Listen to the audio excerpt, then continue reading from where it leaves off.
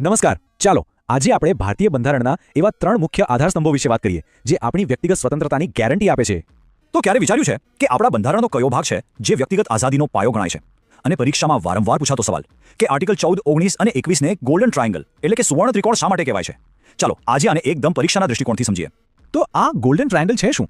જો એકદમ સિમ્પલ છે. આ 3 મુખ્ય આર્ટિકલ્સનું એક ગ્રુપ છે. પહેલો આર્ટિકલ 14 જે સમાનતાની વાત કરે છે, બીજો આર્ટિકલ 19 જે આપણને અલગ અલગ સ્વતંત્રતાઓ આપે છે, અને ત્રીજો આર્ટિકલ 21 જે આપણા જીવન અને વ્યક્તિગત સ્વતંત્રતાની ખાતરી આપે છે.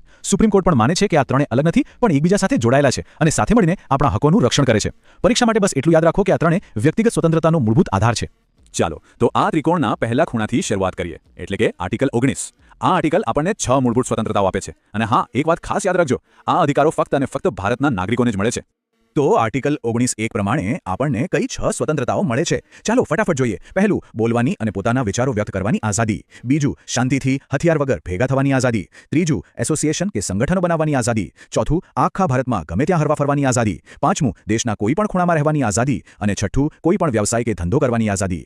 હવે બે એવી વાતો જે પરીક્ષામાં વારંવાર પૂછાય છે એટલે ખાસ ધ્યાન આપજો. પહેલી વાત, હડતાલ કરવાનો અધિકાર એટલે કે રાઇટ ટુ સ્ટ્રાઇક એ આર્ટિકલ 19 હેઠળ મૂળભૂત અધિકાર નથી. અને બીજી વાત, સંપત્તિનો અધિકાર. પહેલા એ મૂળભૂત અધિકાર હતો પણ 1978માં 44માં સુધારા પછી તેને આ લિસ્ટમાંથી હટાવી દેવામાં આવ્યો છે. આ બંને પોઈન્ટ્સ બરાબર નોંધી લેજો. ઓકે, તો આર્ટિકલ 19 તો ક્લિયર થઈ ગયું. હવે આગળ વધીએ આપણા ગોલ્ડન ટ્રાયેંગલના બીજા બે મહત્વના ખૂણા તરફ એટલે કે આર્ટિકલ 20 અને 21 જે સીધા આપણા જીવન અને સ્વતંત્રતાના રક્ષણ સાથે જોડાયેલા છે. આર્ટિકલ 20 જે છે એ આપણને ક્રિમિનલ કેસમાં 3 પ્રકારનું પ્રોટેક્શન આપે છે. પહેલું, કોઈ વ્યક્તિને એવા કાયદા માટે સજા ન કરી શકાય જે ગુનો કર્યા પછી બન્યો હોય.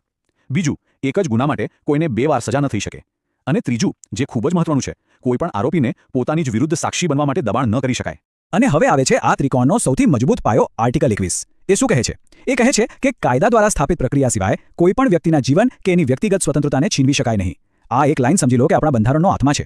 હવે જુઓ, 1978નું વર્ષ આર્ટિકલ 21 માટે એકદમ ગેમ ચેન્જર સાબિત થયું.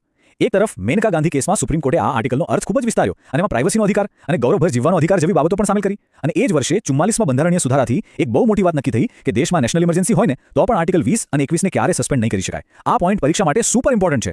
ચાલો તો આખી વાતને ફટાફટ રિવાઇઝ કરી લઈએ. એકદમ એક્ઝામ ફોકસ રિવિઝન જેથી બધું બરાબર યાદ રહી જાય.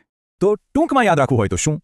આર્ટિકલ 19 એટલે કે 6 મૂળભૂત સ્વતંત્રતાઓ, આર્ટિકલ 20 એટલે ક્રિમિનલ કેસમાં પ્રોટેક્શન, અને આર્ટિકલ 21 એટલે જીવવાનો અને વ્યક્તિગત સ્વતંત્રતાનો અધિકાર. અને બસ આ ત્રણેયને ભેગા કરો એટલે બની ગયો આપણા બંધારણનો ગોલ્ડન ટ્રાયેંગલ. સિમ્પલ. આશા છે કે આ સમજૂતીથી આપના કન્સેપ્ટ્સ ક્લિયર થયા હશે. જો આ વિષય પર વધુ ઊંડાણમાં જાણવું હોય તો ડિસ્ક્રિપ્શનમાં લિંક આપેલી જ છે. અને હા, આવી જ પરીક્ષાલક્ષી માહિતી માટે અમારી સાથે જોડાયેલા રહેજો. લાઇક, શેર અને સબસ્ક્રાઇબ કરવાનું ચૂકશો નહીં.